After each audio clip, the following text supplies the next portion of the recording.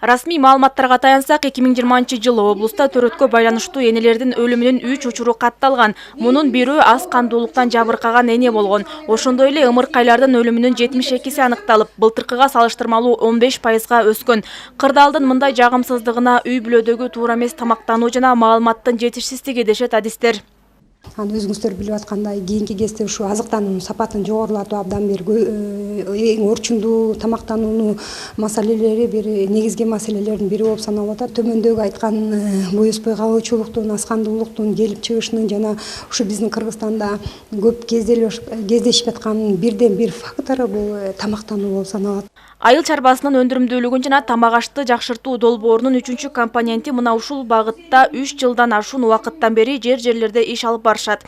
Ага 5 жашка чейинки балдар, 12ден 17 жашка чейинки өспүрүм кыздар жана 18ден 49 жашка чейинки аялдар тартылат. Негизги максат республиканын 60 айыл аймагындагы медициналык, социалдык кызматкерлердин жана ыктыярчылардын калк арасында туура тамактануу боюнча жеткиликтүү маалыматтарды тараттуусуна көмөк көрсөтүү. Бүгүнкү күндө эки багытта иштеп атабыз. Биринчи багытыбыз медицина кызматкерлеринин потенциалын, билимин жогорулат.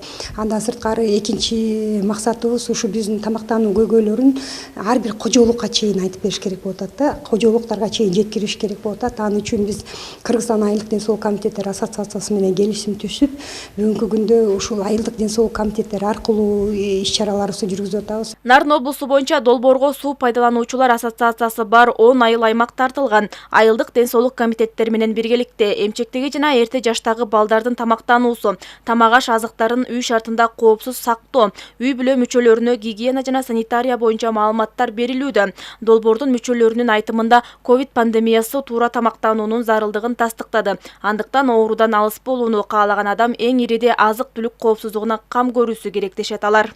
Айыл жергесинде ушу азыркы учурда туура тамактануу, коронавирус учурунда өзгөчө билинип жатат. Туура тамактануу бул иммунитетке таасирин берет. Ушу тамактануу негизги эң чоң маселе.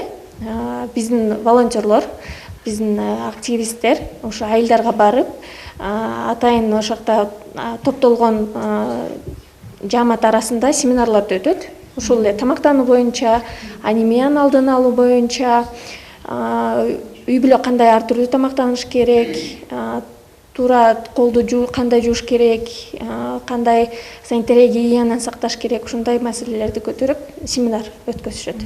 Кочкор районунун Бугучу айылынын тургуну Дамира Бейшеева аталган долбоордун ыктыярчысы. Айтымында учурда жаш балдардын арасында түрлүү оорулардын болушуна химиялык кошулмалуу азыктарды көп пайдалануу башкы себеп. Андыктан каарманыбыз жана аны менен бирге иштешкендер алардын ордун экологиялык жактан таза азыктарга алмаштыруу керектигин эскертишет. Негизи эле биздин айылдын көйгөйү ушул зыяндуу тамак ашты көбүрөөк колдонушчу да.